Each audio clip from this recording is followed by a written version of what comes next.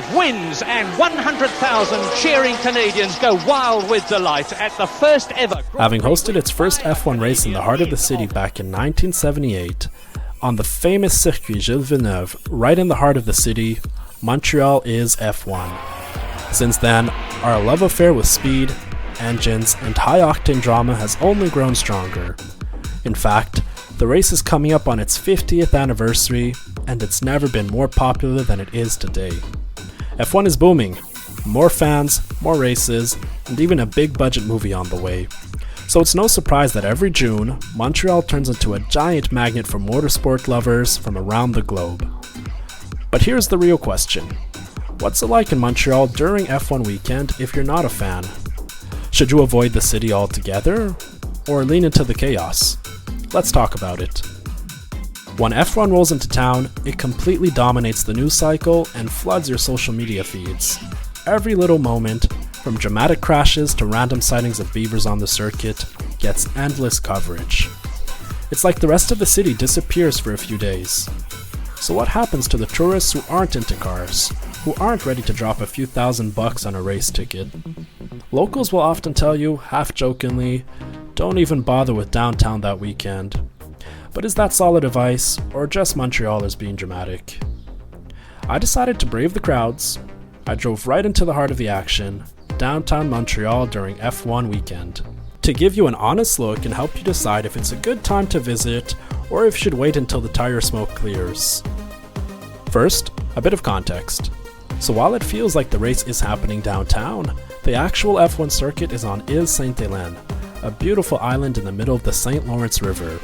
From the track, you can actually see the downtown skyline. It's that close. Getting there, you've got three main options: the Yellow Line on the Metro, Jacques-Cartier Bridge to the north, or the Concorde Bridge to the south. During race weekend, those three routes turn into bottlenecks to and from the island. So unless you love being stuck in traffic or crammed into a metro car, I'd suggest steering clear of those from Friday to Sunday come F1 weekend. Now here's where things get interesting.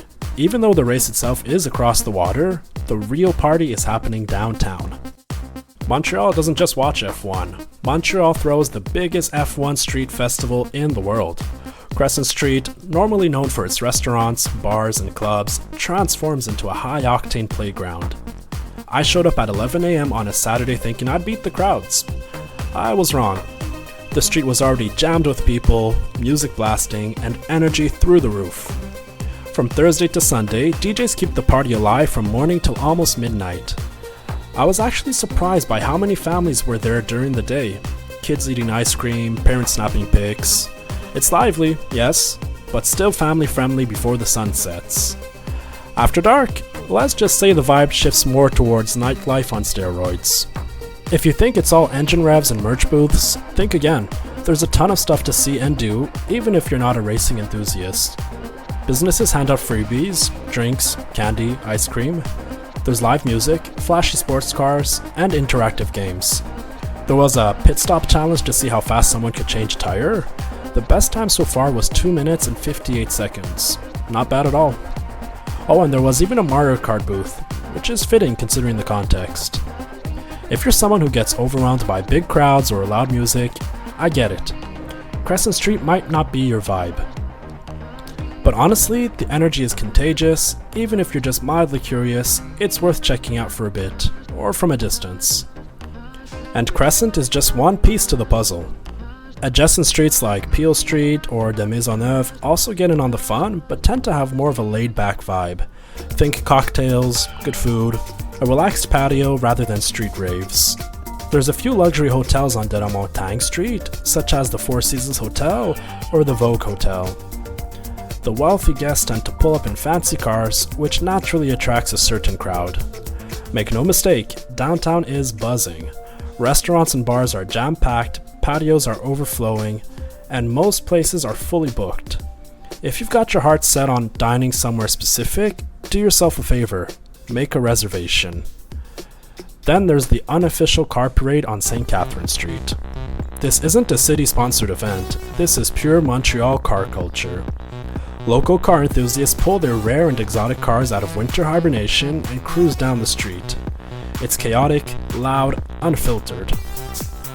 People line the sidewalk snapping pics, cheering, and yes, enjoying the occasional cloud of burnt rubber. It's thrilling if you're into fast cars and flashiness, but if engine roars, tire screeches, and crowds aren't your thing, you might find it all a bit much. Personally, I think it's worth seeing at least once. Just bring earplugs if you're sensitive to noise. Now maybe you're thinking, okay cool, but I'm still not sold on the whole F1 thing. Don't worry, Montreal has plenty going on at the same time as the Grand Prix festivals. For example, other festivals are happening all over town. One of the biggest is the Mural Festival, which takes over the plateau with live art, music, food vendors, and an enormous sidewalk sale.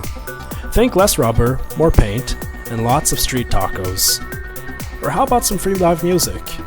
There was also the Francophonie Festival, which was in full swing. This is a French music festival downtown, with big stages and mostly free events. All this to say that even if you're not interested in cars, you won't be bored. F1 might dominate the headlines, but the city always has something for everyone going on. So should you visit Montreal during F1 weekend? Honestly, yeah, absolutely. Montreal during F1 weekend is electric. There's this special spark in the air. It's the unofficial kickoff to summer. After surviving long, frigid winters, Montrealers don't ease into the warm, we explode into it.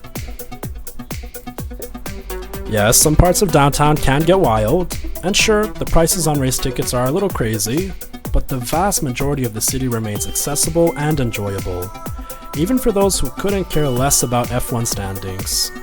It can also be an opportunity to explore what F1 is all about. Who knows, you might just become a fan.